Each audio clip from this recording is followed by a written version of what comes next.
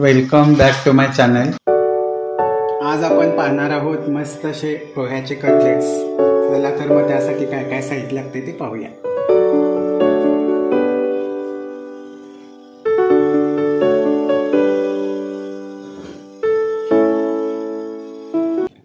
पोह्याचे cutlet बनवण्यासाठी इथं मी 2 वाटी पोहे चांगले 5 मिनिटं धुवून स्वच्छ भिजवून घेतलेले आहेत व इथं 2 बटाटे मोठे मी उकडून किसून घेतलेले आहेत. अशा पद्धतीनं 1.5 चमचा तांदळाचं पीठ घेतले, 1.5 चमचा बेसन पीठ, थोडंसं शेंगदाण्याचं कूट, धना जिरा पावडर, मीठ, आलं लसूण व मिरचीचा क्रश, कोथिंबीर,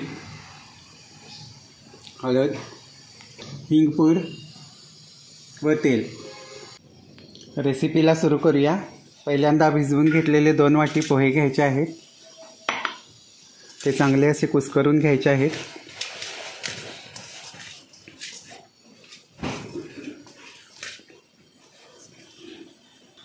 त्यामध्ये 2 वाटी उकडून किसलेला बटाटा घालायचा आहे.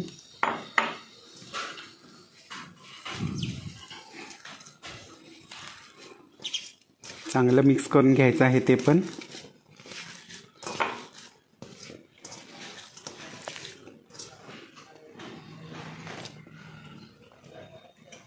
आता यामध्ये मी धना जिरा पूड थोडीशी घालणार आहे, थोडंसं बेसन पीठ व थोडंसं तांदळाचं पीठ.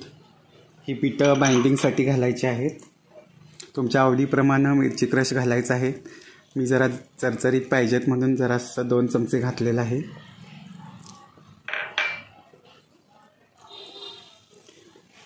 एक चमचा हळद पावडर, 1 चमचा हिंग पावडर, बारीक चिरलेली कोथिंबीर,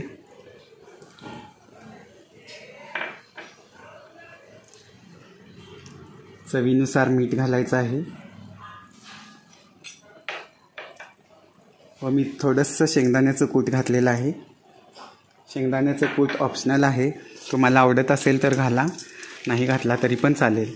आता हे सर्व जिन्नस छान असं एकजीव करून घ्यायचं आहे व ह्याचा गोळा करायचा आहे.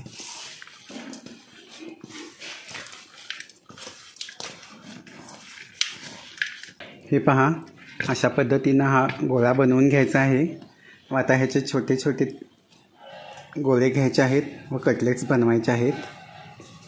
तुम्हाला पाहिजे त्या आकारात तुम्ही बनवू शकता. हे पहा, अशा पद्धतीनं हे कटलेट्स बनवायचे आहेत.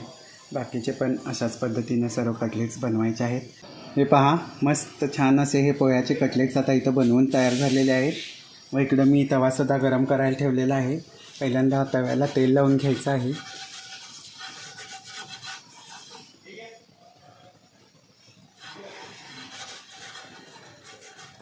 आता हे कटलेट्स चांगले असं ब्राऊन कलरवर भाजून घ्यायचे आहेत.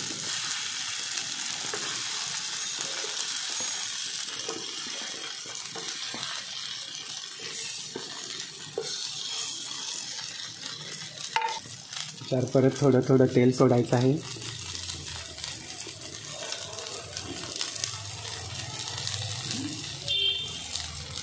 आता हे 2 मिनिटांनी परतायचे आहेत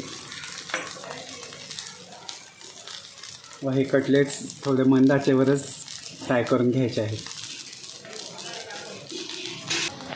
2 मिनिटं आपली झालेली आहेत. आता कटलेट्स छान परतून घेऊया.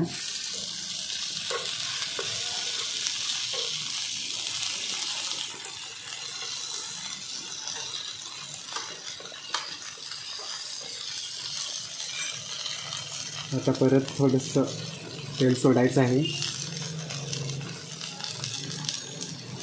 व परत 1-2 मिनिटं छान असं फ्राय करून घ्यायचं आहे.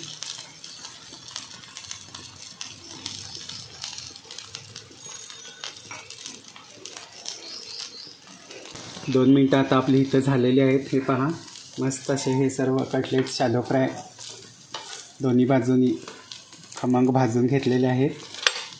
हे कटलेट्स आता काढून घेऊया. जास्ती तेलकट पण होत नाही इथे.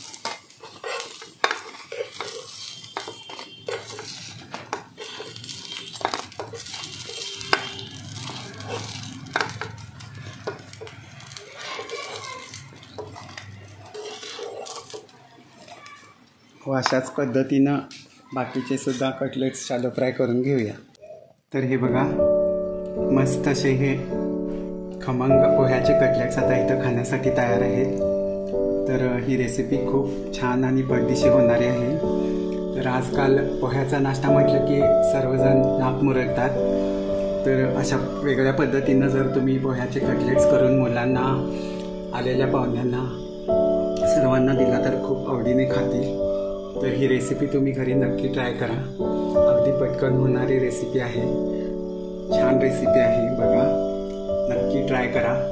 व ही रेसिपी तुम्हाला कशी वाटली कमेंट सेक्शनमध्ये जरूर कळवा. आवडली असेल तर चॅनेलला लाईक, शेअर आणि सबस्क्राईब करा. Thanks for watching.